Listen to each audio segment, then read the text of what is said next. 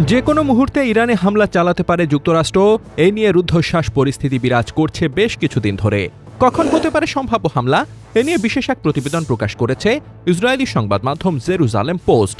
সেখানে প্রধানত 4টি বিকল্প সামনে এনেছে তারা।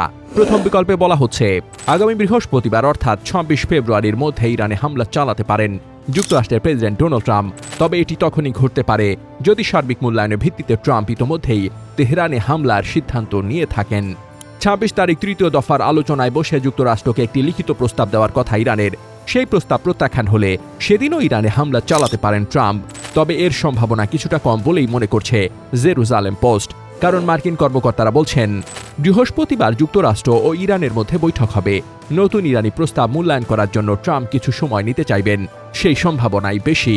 জেরুজালেম পোস্টের দ্বিতীয় বিকল্প অনুসারে আগামী সপ্তাহে শুরু বা মাঝামাঝি সময়ে হামলা হতে পারে ইরানে। এটি সবচেয়ে সম্ভাব্য বিকল্প, কারণ গত সপ্তাহে ট্রাম্প ইরানকে 2 সপ্তাহের সময়সীমা দিয়েছিলেন।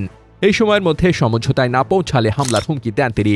সেক্ষেত্রে আগামী বৃহস্পতিবার তেহরান যে প্রস্তাব দেবে সেটি নিয়ে ভাববারও অবসর পাবেন তিনি।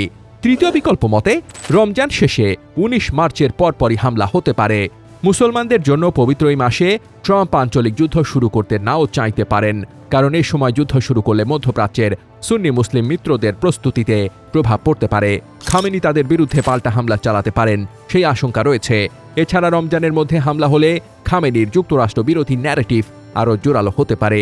এছাড়া রমজানের মধ্যে হামলা ইরানের জনগণের মধ্যেও ধর্মীয় মূল্যবোধে আঘাত বলে বিবেচিত হতে পারে। সেক্ষেত্রে সরকার বিরোধী জনগোষ্ঠীর সমর্থনও বিঘ্নিত হবে।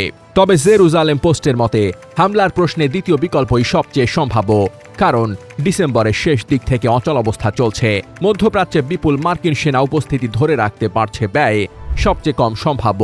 চতুর্থ বিকল্প হল আরও দূর ভবিষ্যতে হামলা চালাতে পারে ওয়াশিংটন, কারণ মধ্যপ্রাচ্যে 2টি বিমানবাহী রণতরী, 1 ডজনের বেশি ডেস্ট্রয়ার এবং শত শত যুদ্ধ বিমান মোতায়েন রেখে যে কোনো মুহূর্তে বড় যুদ্ধ শুরু করার প্রস্তুতি ধরে রাখতে যুক্তরাষ্ট্রের বিলিয়ন বিলিয়ন ডলার খরচ হচ্ছে।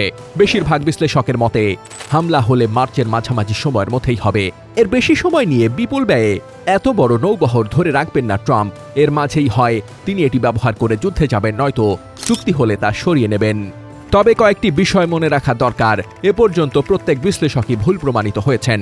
তারা ভেবেছিলেন ট্রাম্পের আগেই হামলা করবেন বা চুক্তিতে পৌঁছাবেন, কিন্তু তা হয়নি। ইরান আলোচনাকে দীর্ঘায়িত করতে খুব দক্ষ।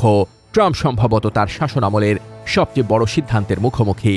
দেশে ও আন্তর্জাতিক প্রাঙ্গণে প্রবল চাপ ও পাল্টা চাপ তাকে বিপরীত দুই দিকে টানছে। এইসব কারণ মিলিয়ে তিনি দীর্ঘ সময় অচল অবস্থার মধ্যেই থাকতে পারেন।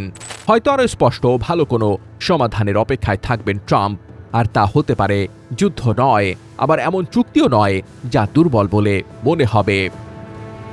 News desk, দুতিয়াল।